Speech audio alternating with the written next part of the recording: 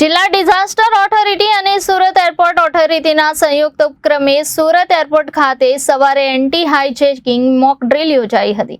4 આતંકવાદીઓએ એરપોર્ટમાં ઘૂસી 6 મુસાફરોને બંધક બનાવ્યા હતા, પરંતુ ચેતક કમાન્ડો અને CISFના જવાનોએ મક્કમ મુકાબલો કરી આતંકીઓને જીવતા પકડ્યા હતા। વહેલી સવારે 6:30 વાગે વિમાન હાઇજેક કરવાના ઈરાદે 4 આતંકીઓ મુસાફરના વેશમાં કાર સાથે સુરત એરપોર્ટના A2 ગેટ પર પહોંચ્યા હતા। સિક્યુરિટી અટકાવતા અચાનક તેમણે AK-47 રાઇફલ દ્વારા CISFના સિક્યુરિટી ગાર્ડને ઘાયલ કરી અંદર ઘૂસી ગયા હતા, જેની જાણકારી સુરત એરપોર્ટ ઓથોરિટીને થતા તત્કાલ આ અંગેની વિગતો સુરત શહેર પોલીસ, જિલ્લા કલેક્ટર, પ્રાંત અધિકારીને કરવામાં આવી હતી। સુરત પોલીસ તથા CISF દ્વારા સમગ્ર એરપોર્ટને કોર્ડન કરવામાં આવ્યો હતો।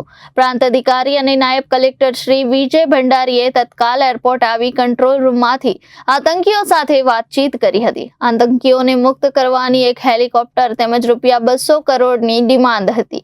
આખરે ચેતક કમાન્ડો શ્રી ગોહિલની આગેવાનીમાં કમાન્ડોએ તકનો લાભ લઈ આતંકીઓને જબ્બે કર્યા હતા અને તેમની પાસેથી 4 AK-47 રાઇફલ કબજે કરવામાં આવી હતી। આતંકવાદીઓ સાથે મુઠભેડમાં આતંકીઓએ 15 રાઉન્ડ ફાયરિંગ કર્યું હતું, જેનો કમાન્ડોએ મજબૂતાઈથી મુકાબલો કર્યો હતો। સર્ચ ઓપરેશન દરમિયાન તમામ 6 બંધકોને સુરક્ષિત મુક્ત કરવામાં સફળતા મળી હતી।